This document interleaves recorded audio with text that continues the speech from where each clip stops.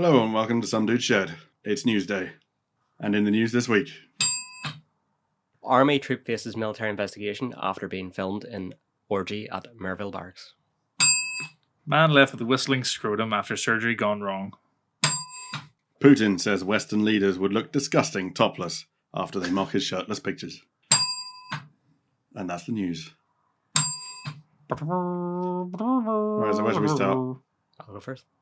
Sure, let's hear about the romp in the barracks. To hear about the romp in the barracks. Video clips were circulated on social media of a woman having sex with troops from the 16th Air Assault Brigade, while dozens of others looked on. Well, sounds fun. I hope this is consensual, right?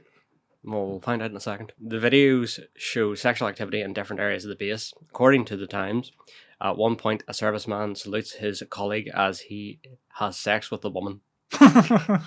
He's standing to attention. Salute. The Royal Military Police have been brought in to investigate how the woman got into the camp and if there were any rules breached. The sex was allegedly consensual. Allegedly. A spokesman for the Army said the Army expects the highest standards of behaviour from all personnel. Anyone not maintaining these standards will be investigated and appropriate action will be taken against them. The Royal Military Police are investigating several videos appearing to involve Army personnel. It would be inappropriate to comment further while the investigation is ongoing. Well, you know, you're in a barracks, probably surrounded by a lot of other men. You're gonna have a lot of tension, you know? I just realised this article is quite old. It's the 8th of June. Dear, oh dear. It's supposed to be the news. It's old. This isn't our historical story segment. I mean, well, if it was consensual, this woman probably had the time of her life. You know, to share a bed with all those soldiers, sexy men in uniform. You know. storming the hill. A few other points is the paratroop has been banned from deploying with NATO for an exercise. So 12 people looked on. I don't know if I could be in the room watching somebody banging somebody else. I'd be like, yeah, I'm away to get some rations. Yeah, it's kind of weird. I'm not sure I could stay in the room for that sort of thing. It's like, here, let me just stay and watch. It's weird. Yep, that's the end of that story. Well, I guess we'll keep an eye on that and see if anything comes to light later on. Although there seems to be much to come to light because it was all filmed. Well, yeah, it was pretty straightforward who was involved. Yeah, it's quite odd as well that they have to have an investigation to see if anybody broke the rules. Because the video video shows what happened. If you got a rule book, it should be quite easy to say, here we go. Rule number 238, no prostitutes in the barracks. I mean, that it doesn't really need an investigation. Don't even think they need to mention no prostitute. I think no civilians in the barracks. That's true. Be a great way to get crabs. Yeah. Parachuting on your ball bag. Moving on. Man left with whistling scrotum after surgery gone wrong. How do you get a whistling scrotum? 72-year-old man from Ohio turned up at A&E with his chief concern being the whistling scrotum, as well as shortness of breath and a swollen face. X-ray showed he had excessive amount of air trapped inside his chest, which caused his lungs to collapse and could have been fatal if left untreated. There's a very flattering X-ray here. Oh, we'll have to show the X-ray to anybody listening. Yep. He also had air trapped inside his scrotum, which is a rare condition called pneumoscrotum. Pneumoscrotum. Pneumo with a P, like pneumatic. Oh, okay. So air in the balls. Air in the balls. Yeah. 2 plastic tubes were inserted into his chest to drain the excess air, and he was then transferred to another hospital for treatment. However, his condition worsened, with the amount of air trapped increasing as the 3rd tube was inserted. The man adamantly denied injecting air into his scrotum. Oh, okay. And the doctors said nothing in his behaviour gave them any reason to doubt this. The primary source of the whistling was identified as an open wound on the left side of his scrotum. From an operation to reduce swelling 5 months earlier. Whether the air escape attenuated the patient's presentation and led to a more favourable outcome will be never known. I love the way they suspected. Yeah, you've done this yourself, haven't you? Yeah, did you put that air in there? Did you put that air in your balls?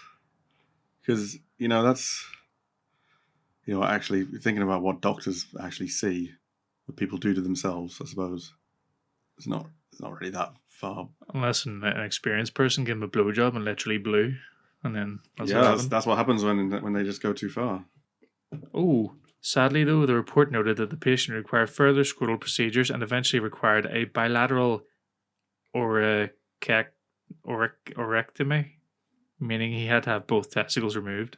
Oh dear. It sounds like air was building up in his balls because he had an infection. It sounds that way. Like Yeah. all the bacteria was like causing, the same way you fart. It's because it's fermenting and it's like, that's how you get gas. That's how you fart. Poor guy. He wasn't a well man then. So yeah, he just ate air in his balls and he had to get his balls taken off. So Sad times. don't inject air into your balls, kids. That's good advice for the future. Women have balls too, don't they? So yeah, some women don't inject air into your balls. On the subject of health, we'll move on to somebody who is a picture of health. Vladimir Putin, the big man in Russia.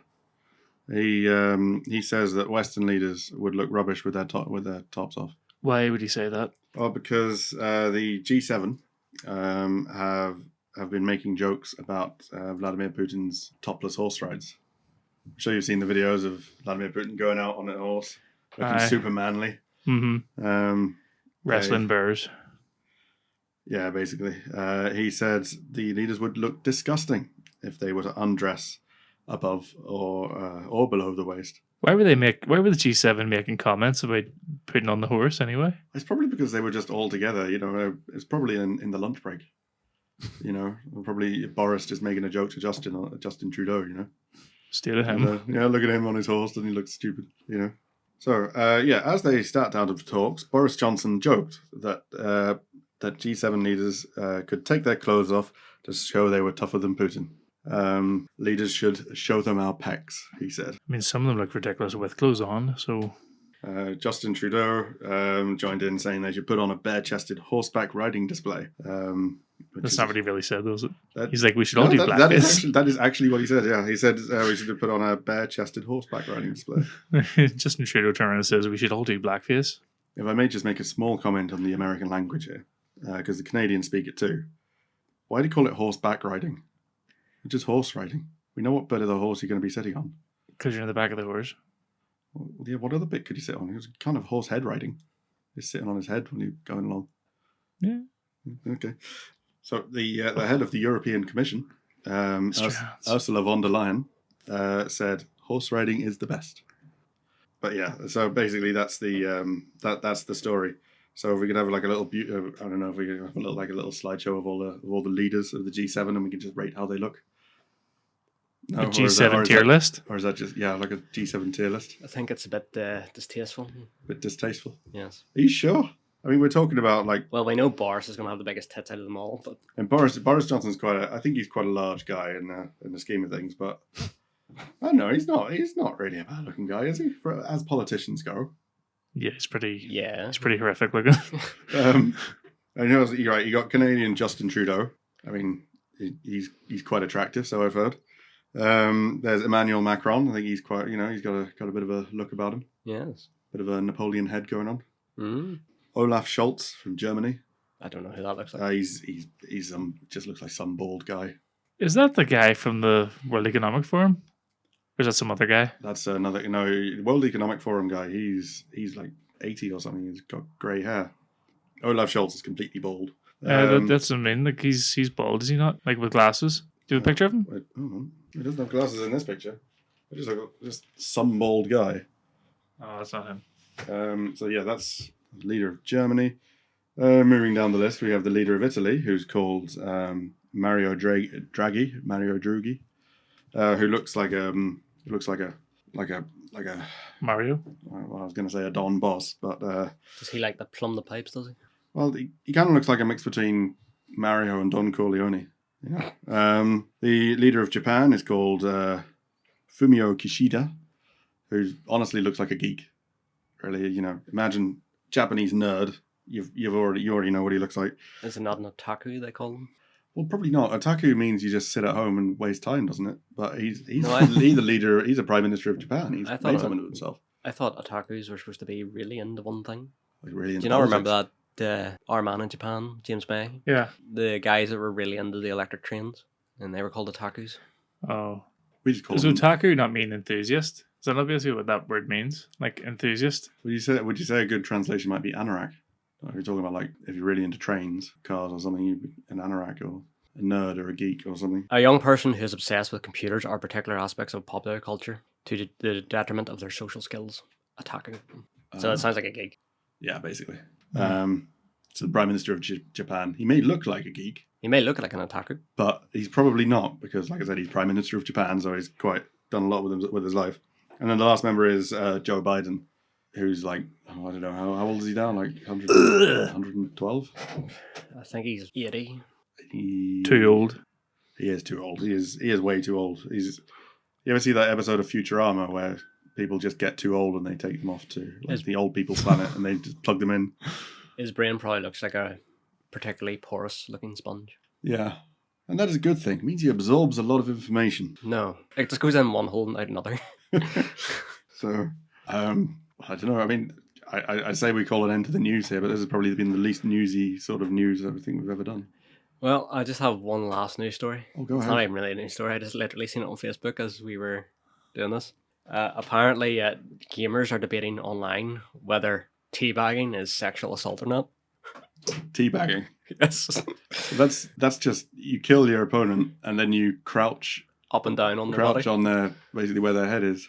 Yes. It's not sexual assault, it's mental conditioning. It's just stupid. It's a necessary rite of passage.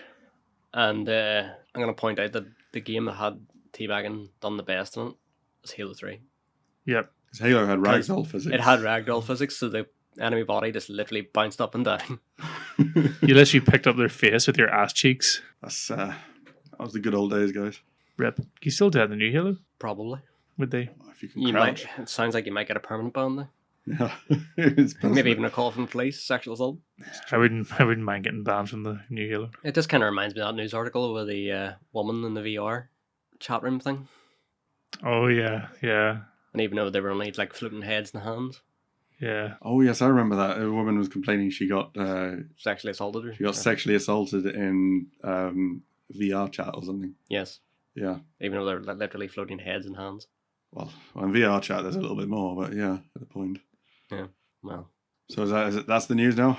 Yep, that's the news. Well, if anybody has been affected by teabagging, please let us know and we'll be sure to share your pain. Bye. Bye.